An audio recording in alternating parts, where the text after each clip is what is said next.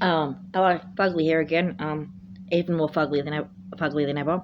Although that's going to change in the near future.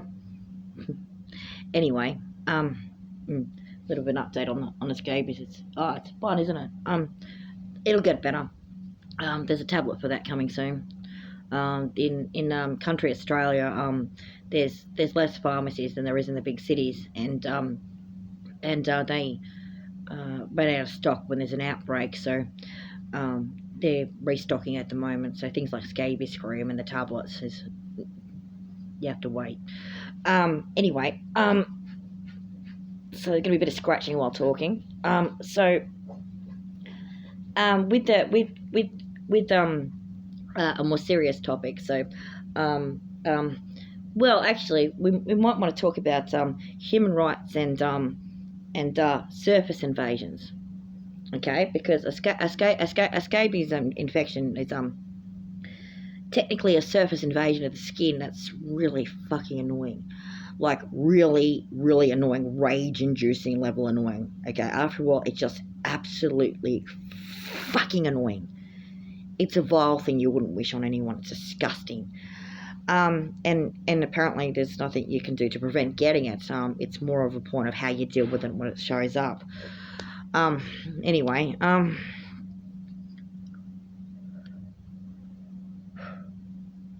fuck scabies, honest to goodness. Okay, so we'll talk about human rights. Okay, so a surface level invasion. Okay, so it doesn't actually get you deep inside. It's just on the surface. Okay, a bit like scabies. Okay, that's what the Chinese warships are doing at the moment. So the Chinese warships were on the news over the course of the last week in Australia.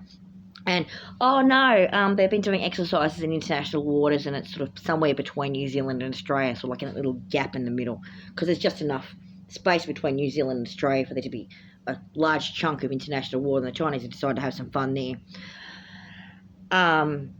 And so there was, they were sort of fluffing up the fear campaign to go with that.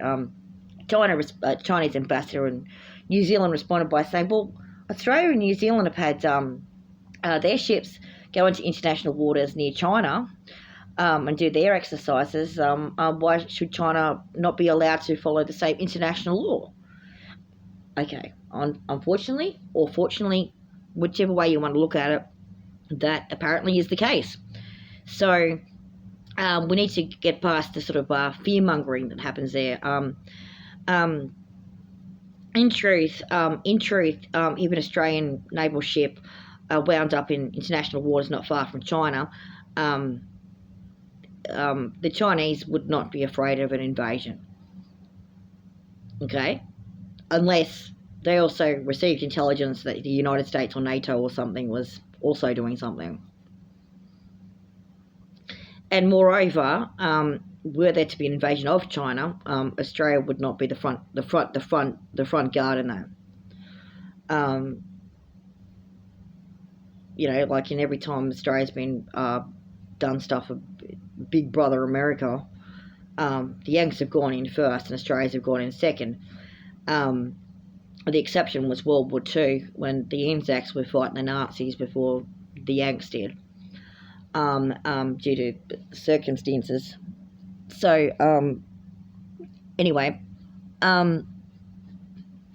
you can treat the Chinese warships as a little bit like scabies.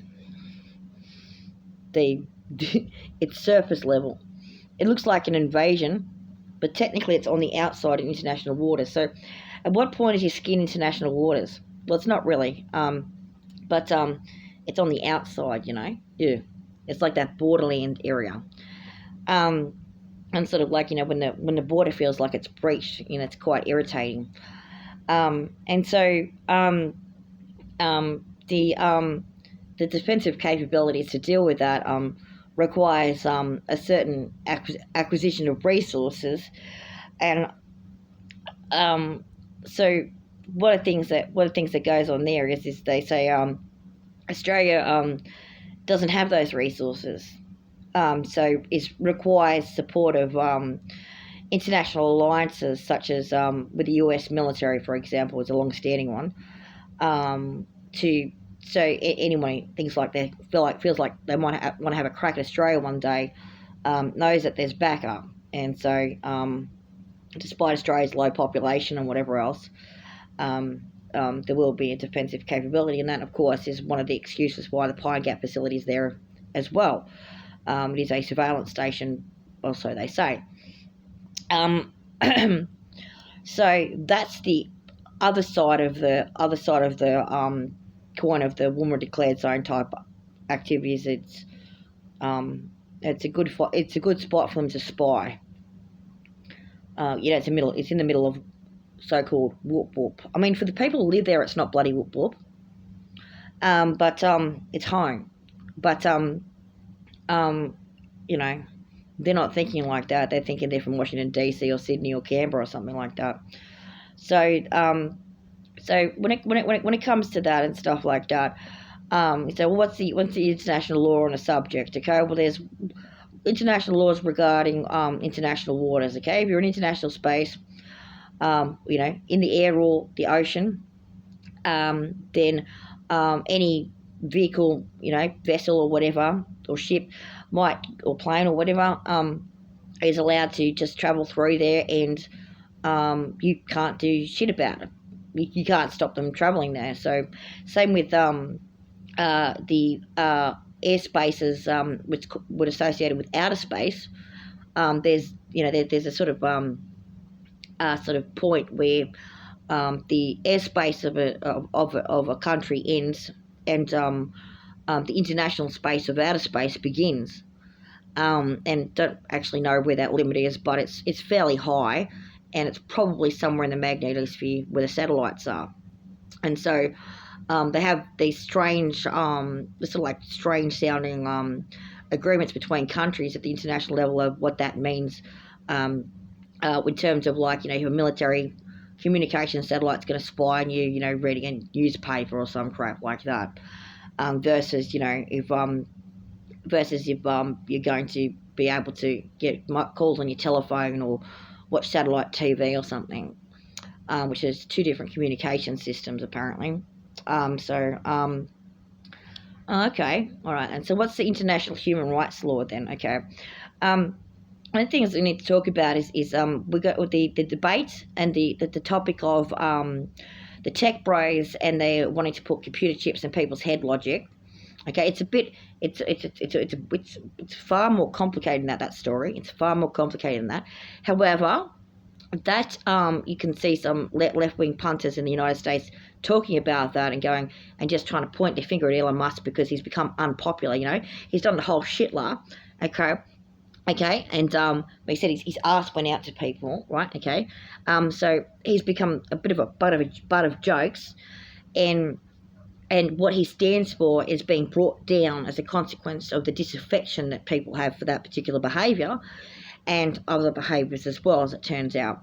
And so the risk of that is that if you're making about that man only, then you're ignoring what's around that man. So you're ignoring the industry that he comes from. You're ignoring the military system that's created the technology in the first place that led to that industry. And moreover, you're ignoring the fact that when Donald Trump sat in the Oval Office for the first time in his most recent role as president, and in other words, his second term, he started pumping out all these executive orders. And how he was doing is he was sitting there, and the tech bros from the tech bro industry, like David Sachs and others, were the ones handing him the executive orders, and he was just going texter, and signing his name. Okay? So those people are in his environment. Okay. The tech bros are in his environment, and they are the ones giving that man the executive orders. Okay, so that is industry telling government what they want, and government just giving it. Okay, so when you look at that industry and its connection up to Elon Musk, the Neuralink type of stuff, all of that stuff about, they want to put a computer chip in your head. Well, what they want is far more insidious than that. Okay, because a computer chip would be too fucking obvious. They definitely want a computer chip in soldiers' heads, and they've been doing it, and they've got those divisions rolled out by 2030. Okay, so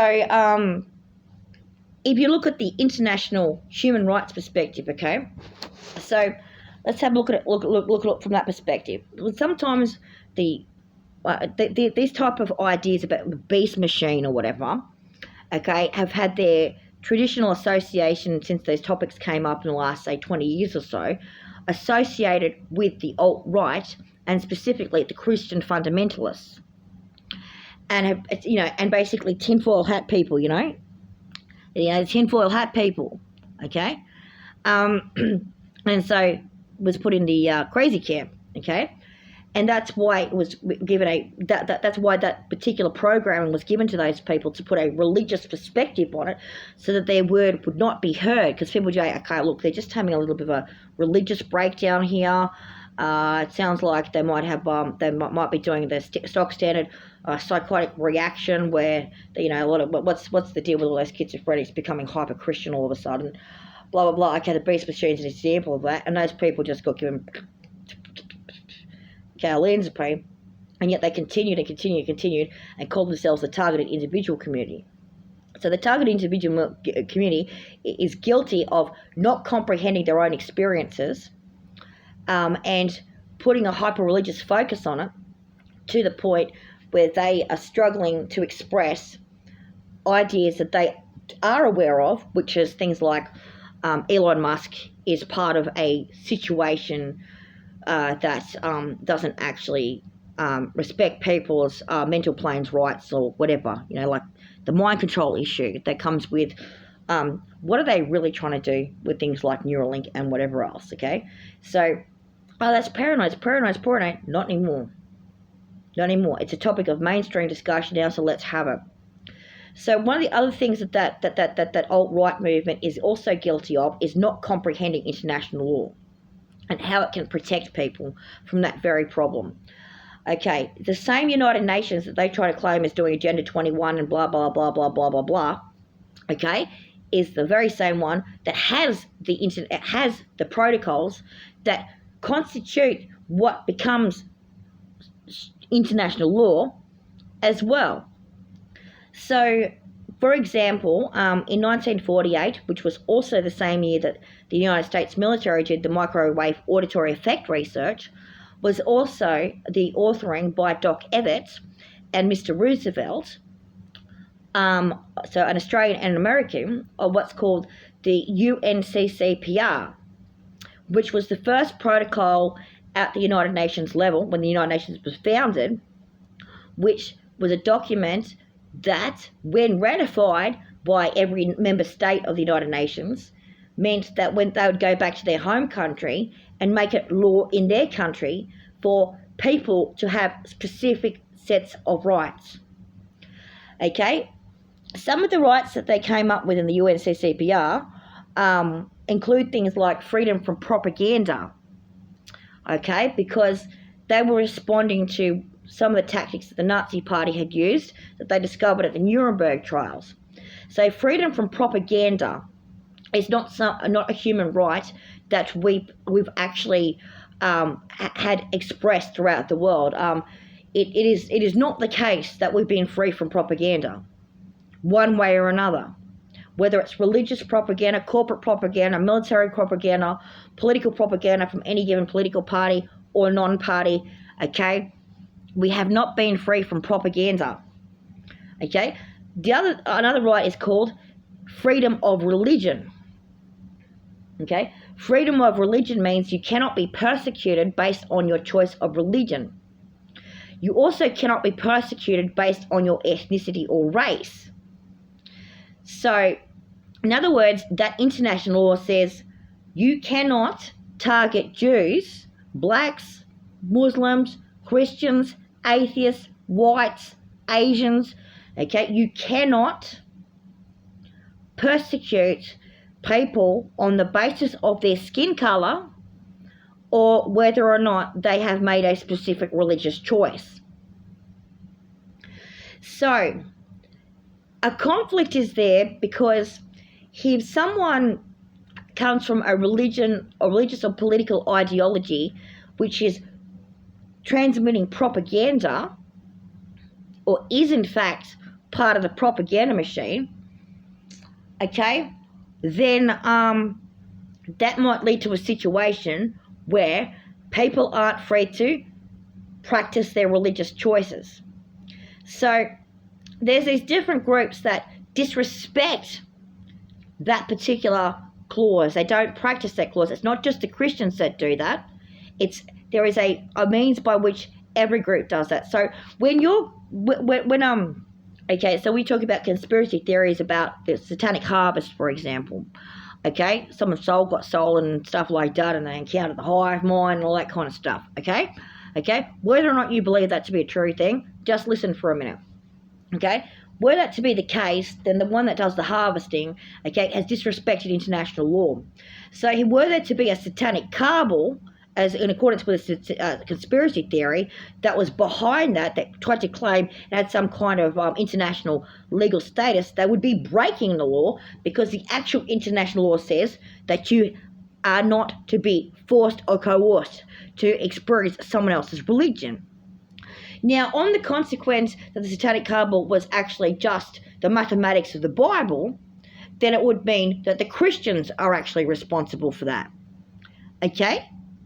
So the war between the Christians and the Satanists, okay, the ideological war, is they are both from the same team, and what they are doing is they're playing different roles in it. So the Christians set you up with all the codes to create the harvest as a big mathematical principle. Okay, the Bible's everywhere promoting it. Okay, the Satanists comes along and enacts the Bible in accordance with their gematria about it. So that's the problem. That's the problem that we are having here. Okay, with that particular idea. Now, as far and they call that the cabal, allegedly. Okay, so on the subject of jurisdiction on that subject, because both Satanism and Christianity are not native to Australia, they are both from overseas, and they are both, in fact, religions. And under international law, you cannot be coerced to have any religion whatsoever.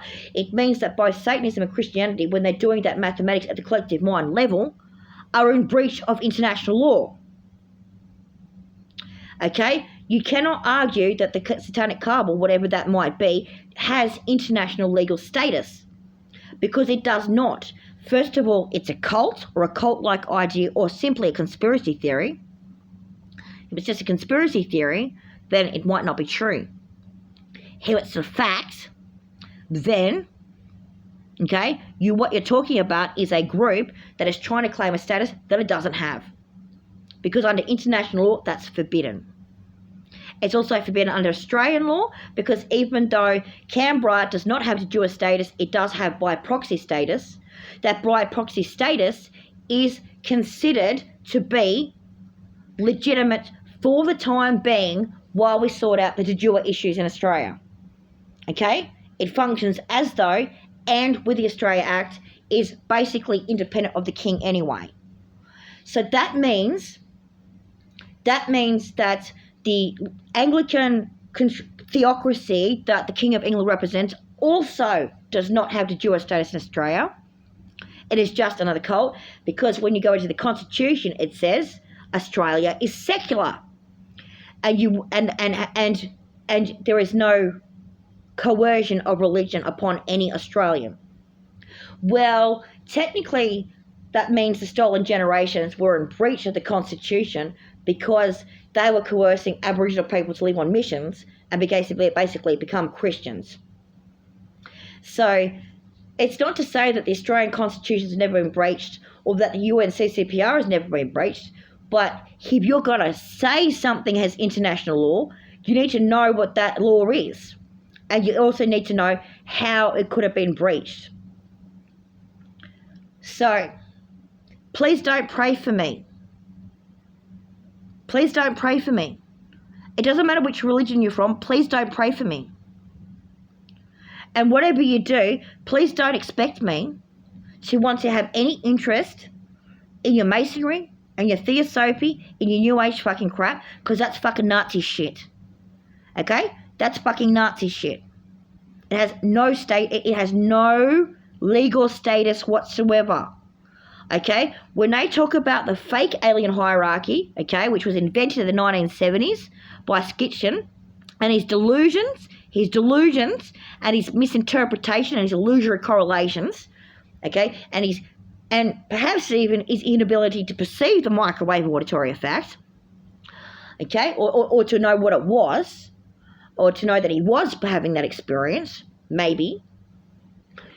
When you're talking about that, and you say that the aliens are at the top of the hierarchy, okay, when there is no hierarchy, if you're talking about how actual nature functions, independent, if you want to know what spirituality is on that topic, let's point this out. Let's point out a spiritual truth that you're going to find very difficult to understand no matter who you are. Okay? Spiritual reality as truth beyond people's projections and worldviews cannot have the content of social constructs, which means none of the religions will apply, including any AI transhuman fucking trying to convince people the world's a simulation fucking bullshit. Okay? Cannot apply. So there'll be no hierarchies. There will be no God, devil, or Jesus. There will be no Brahma or Krishna. There will be no alien fucking hierarchies. There will be no hierarchies in general. And a whole host more things. There'll be no Iblis, for example. The list goes on and on and on. Okay? If you are experiencing the great truth of reality, you will not experience any of those things because they are all projections from social constructs. So, because they're projections from social constructs called cults or religions, and under international law, there is something that says, what does it say? It says you are to be free from coercion or religion. You can make your own choices. Okay, then that would mean that you are not obliged to accept any of those worldviews as fact. You also are not obliged in that respect, even though it looks like it's not a religion, the simulation agenda argument. Okay? You don't have to accept that, okay? If you honestly believe when you do a shit in the toilet that's real and fucking stinky, okay, and no computer fucking made that up, okay, then go right ahead, because anyone with common sense would fucking agree. Okay? So, if you think chakras are what rules things, okay, that's a social construct that came from religion too, okay? All these things are ideological implants at the collective mind level that prevents people from seeing what spirituality actually is. And so, the use of entities and the use of artificial intelligence or whatever that these people experience that they talk about, okay, it's just that. Society impinging on people to prevent them from being free. The perception that people have to get past society and all society's values and beliefs and shit everyone and everything in it to be free. Okay? So, what does that mean? It means that if there is an idea in society that enables you to be free, then maybe it's not a bad idea, but it still needs to be acknowledged as a social construct. If there is a bad idea, then you ignore it. And to be perfectly honest, having lots of people walking around living in fear that the world's a computer simulation run by aliens from outer space, okay, sounds like an externalization of control, which is intended to keep people in fear. And when you start to potentially analyse one way or another, have some perspective on the 4 root races and what Ashtar, the Nordic alien, is the boss, you start to ask questions about maybe it's racism that only white people are human in that story. Okay? And you might get a sardonic perspective on it and say maybe that's not such a good idea after all. And then you might go have a look at the Christianity. You might turn around and say, well, that's not such a good idea after all, because they've got people walking around living in fear of this external devil and this external God and this fucking hierarchy and stuff like this going to come for them. And the king's working for him, and he's got a satanic cabal as well. The king's part of a satanic cabal. He's the fucking devil, and he's come to control you. And he wants to put the beast machine on you now, because now we live in the world of computers, so the devil's always going to use the beast machine on you. Okay? That's not in people's best interest either. Okay? We're sorry, Christianity, but you contributed to people like Elon Musk and his friends being motivated to develop that very beast machine that you're afraid of. You did so by applying collective pressure to collective mind. Okay? By interpreting things that way. Okay? Elon Musk is not the devil. Donald Trump is not Orange Jesus. Okay? Donald Trump is a convicted fraud who cheated his way into his second term and has been acting as a goddamn fucking lackey for the tech bros ever since, and is likely to die of old age before this year is up, and will be replaced by an incel-loving man who is a bit more sophisticated with his words. So JD Vance is someone who is going to befuddle you with big words that sound a lot nicer than Donald Trump and play the good cop, bad cop card, but he nonetheless is part of the same agenda and does not mean well to you. And this is not a Republicans versus Democrats argument or an atheist who must be Satanist versus Christian argument. It's a common sense versus stupidity argument. Have a look at what they're actually doing and then see who amongst the Democrats are doing the same thing. And when you look at Australia, do the same thing there. Be non-partisan. Take a step back. Be neutral about it. Stop trying to put people down and say that people are experiencing the traumas of a distant past, when you're talking about the horrors of a present and real contemporary issue. Okay? That devil that you're talking about, that was Emperor Nero, has been gone for 2,000 years. Nero has been gone for 2,500 years, or 2,000 years, or whatever it is. He's dead. When he fucking set fire to Rome, it was 2,000 years ago nearly. He's dead. Okay? That was the devil. Okay? That was the devil. He was hunting the Christians and he tried to burn Rome down. He was a devil. He's dead. He's gone. Okay? That's that past. This present you've got to be concerned about is the curse codes as it relates to getting people's minds to be thinking in terms of whatever their agenda is, so they give them what they want. You need to start having an attitude that none of those world views have power over anyone. Okay? You cannot demonize anyone for any reason. Even those guys. Even the guys that would want to put a beast machine on you, should that be one way of describing the idea? You cannot demonize those people. You have to see them as the flawed human beings they are, operating in a social construct or system which has led them down the garden path of making mistakes that are blowing up in their faces as we speak, and therefore not that much of a concern unless you start to address the greater problem, which is the tech bros around Trump and their equivalent in China, Russia, and NATO countries, for example.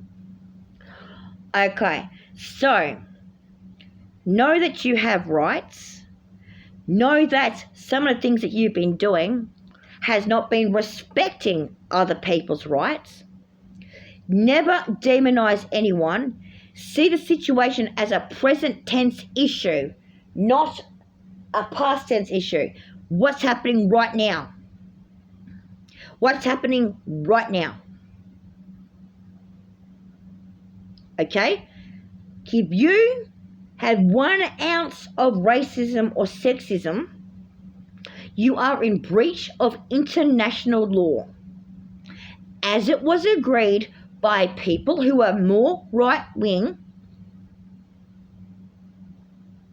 than the Democrats are today. Because the Democrats are a centre-right party, and the left wing of the Republicans are a plain right-wing party, and the Republicans in charge now are fascist. Okay? There is no left-wing party, major party, in the United States of America. The only person that represents the centre-left is extremely close to the centre, and that is Bernie Sanders, and he's an independent.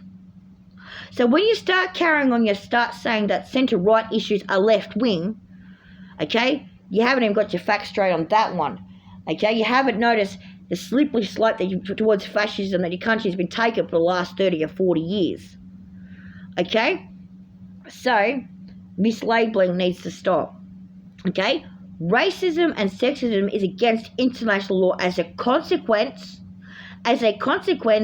of people who were more conservative than Kamala Harris back in the late 1940s. People who were more conservative than Gough Whitlam in 1901. And the problem has been living those principles. We haven't fulfilled the principle or the idea. We haven't created democracy. They talk about threats to democracy, but democracy has yet to be fulfilled. Democracy has not yet been fulfilled. The human rights legislation has yet to be fulfilled. While you've got J.D. Vance walking around saying there's a war on fucking men, because people who aren't men, okay, want to be treated with a bit of respect, that he's pissing on people. If you want to say some people talk too far and they're a bit aggressive or whatever in the USA, you're probably right about that too. But if you want to say that you can't have rights and all the women have to be treated the way Nick Fuentes wants them to be treated, and that's how you stop the non-existent war on men, okay, then you're full of shit, okay? The war on men did not begin when women got the right to vote and leave the fucking kitchen. The war on men began when Hammurabi said, if you don't treat that other man as your property and slave, or that woman as your property and slave, then you will be enslaved. That's when the war on men began. With shit like that. And that was thousands of years ago, and it was pre-Judaic, so you can stop your fucking anti-Jew shit. Learn your history, get your facts straight, stop picking on each other. Here's the war on men, J.D. Vance. Here's an example of the war on men.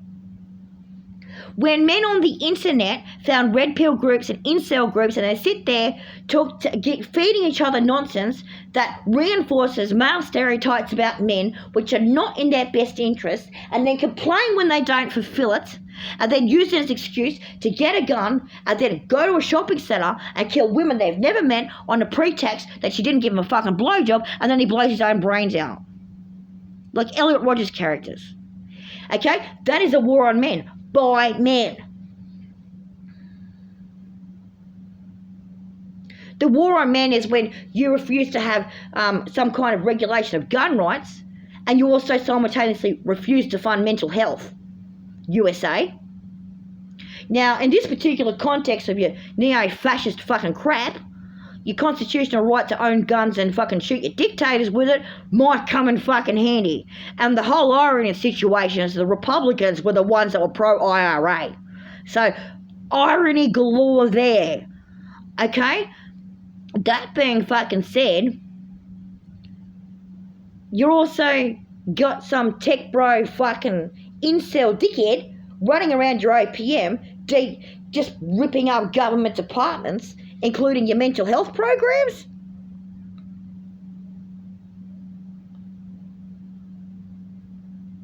How is that not a war on men? It's a war on men to take services away from them. You know, it's a war on men.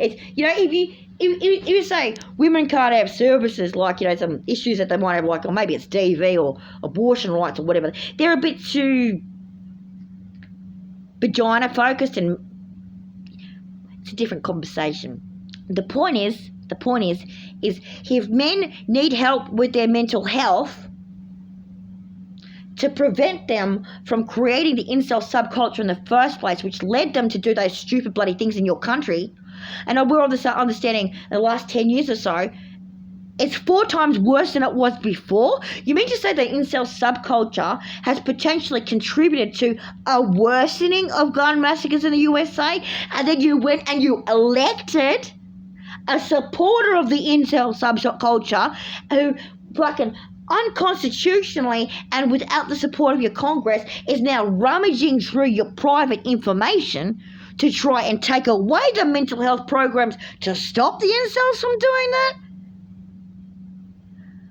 Okay, you don't have to be pro-Democrat, and you probably shouldn't be at this point, because they're far from fucking perfect. Okay?